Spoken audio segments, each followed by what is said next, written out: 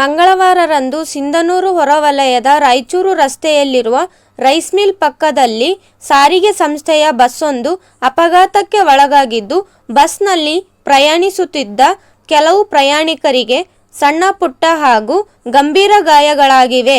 ಎಲ್ಲ ಗಾಯಾಳುಗಳನ್ನು ಸಿಂಧನೂರು ನಗರದ ಸಾರ್ವಜನಿಕ ಆಸ್ಪತ್ರೆಯಲ್ಲಿ ಚಿಕಿತ್ಸೆಗಾಗಿ ದಾಖಲು ಮಾಡಲಾಗಿದೆ.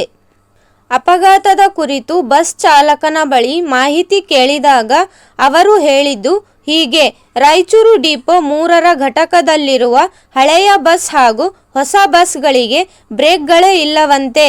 ಬ್ರೇಕ್ಗಳೇ ಇಲ್ಲದ ಪರಿಣಾಮ ಅಪಘಾತ ಪ್ರಕರಣಗಳು ಹೆಚ್ಚಾಗುತ್ತಿದ್ದು, ಬಸ್ ಚಾಲಕರ ಜೀವಕ್ಕೆ ಹಾಗೂ ಪ್ರಯಾಣಿಕರ ಜೀವಕ್ಕೆ ರಕ್ಷಣೆ ಇಲ್ಲವೆಂದು ಹೇಳಿದರು.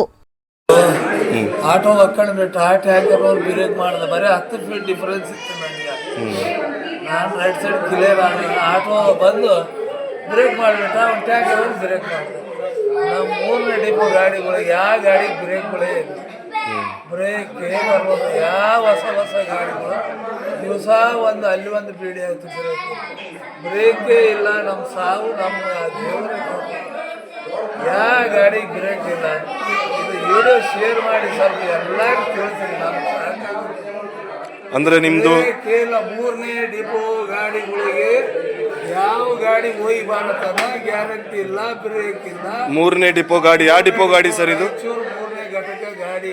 ರಾಯಚೂರು 3ನೇ ಘಟಕ ಗಾಡಿ. BS6 ಗಾಡಿಗಳು ಬ್ರೇಕೇ ಇಲ್ಲ. ಮೊನ್ನೆ ಒಂದು ಅನಾಹುತ ಆಯ್ತು ನನ್ನ ಕೈಯಾಗಿ ಬೆಳಗ್ಗೆ ಹತ್ರ. ಅದಕ್ಕೆ ಕೂಡ ಬ್ರೇಕ್ ಇಲ್ಲದ ಹೋಗಿ ಕ್ರೇಷರಿಗೆ ಹೊಡೆದೆ.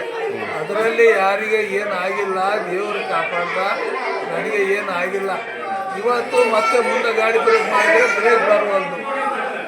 ಏನ್ ಮಾಡ್ಬೇಕು? ಗಾಡಿ ನಿಮಗೆ ಕೊಡ್ಬೇಕಾದ್ರೆ ಚೆಕ್ ಮಾಡಿ ಕೊಡಲೇನು ಸರ್ ಅವರು? ಚೆಕ್ ಮಾಡಿ ಕೊಡ್ತಾರ್ರಿ. ಇಲ್ಲಿದಿಲ್ಲ, ಸಿನ್ನೂರಲ್ಲ, ಬೆಂಗಳೂರಿನಿಂದ ಬಂದೈತೆ. ಇಲ್ಲಿದಿಲ್ಲ ಅಂತ ತಗೊಂಡು ಬರ್ಸಿ